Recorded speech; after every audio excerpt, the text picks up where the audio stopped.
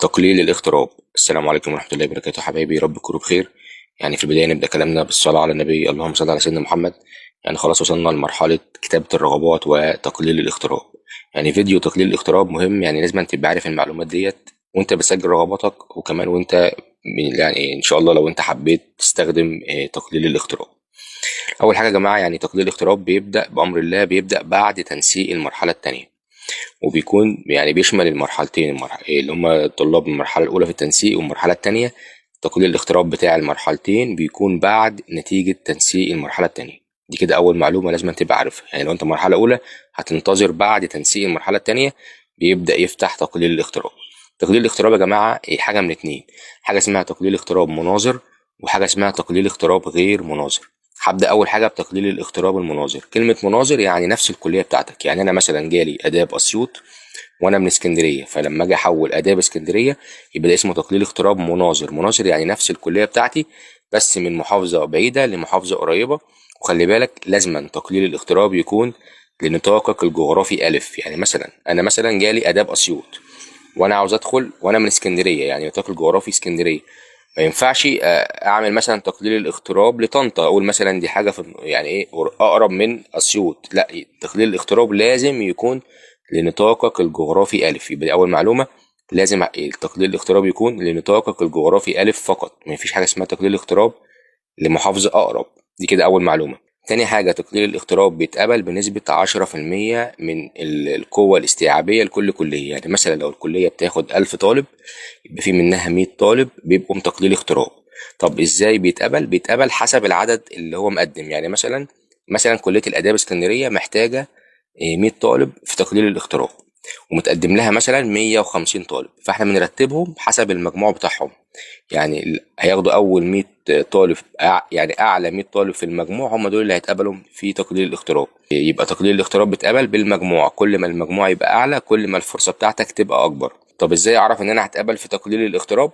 بص، كل ما فرق الدرجات بينك وبين الكليه اللي انت عاوز تحول ليها تقليل اغتراب مناظر، كل ما الفرق يبقى قليل، الفرق درجه اتنين تلاته، هتلاقي الدنيا ان شاء الله تتقبل. كل ما الفرق يبقى كبير هيبقى الموضوع صعب.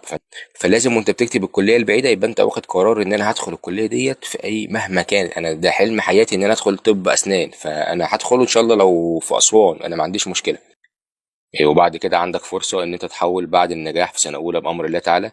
وكمان طبعا ممكن تستغل الاقسام الخاصه او الاقسام الكريدت الموجوده في بعض الكليات ان انت تحول ليها. يعني انا مثلا جالي اداب اسيوط عاوز احول اداب اسكندريه كريدت، اقدر احول بعد القبول في اداب اسيوط، باخد جواب الترشيح وبروح اداب اسكندريه وبقدم في الاقسام الخاصه، وهم اللي بيقوموا بعمليه التحويل من غير انت ما بتتدخل خالص.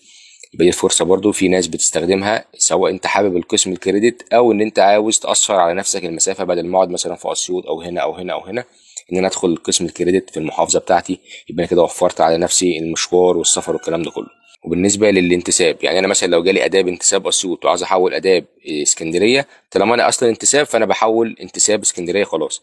يعني لو انت انتساب هتحول انتساب. طب لو انا انتظام، لو انا مجموعي في الانتظام اعلى من الانتساب بتاع مثلا تجاره اسكندريه، يبقى انا كده هدخل انتظام.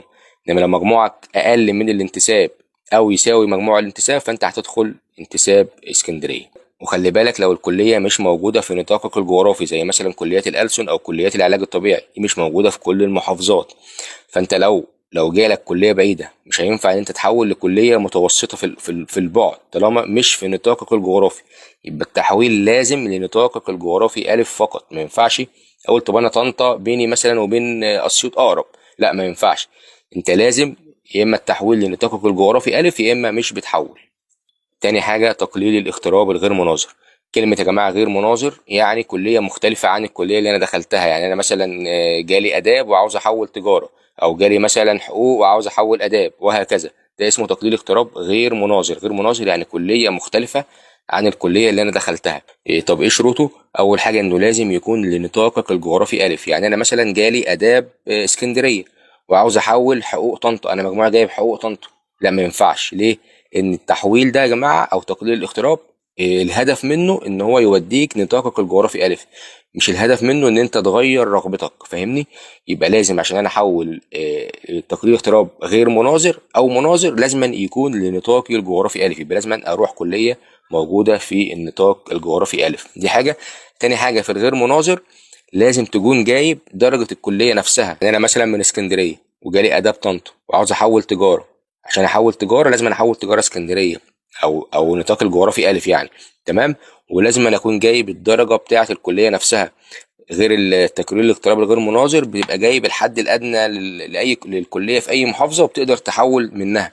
انما الغير مناظر لازم تكون جايب درجه الكليه نفسها وتكون داخل نطاقك الجغرافي الف. ربنا يبارك فيكم ويحفظكم ويوفقكم ويا رب كل واحد فيكم يحقق احلامه.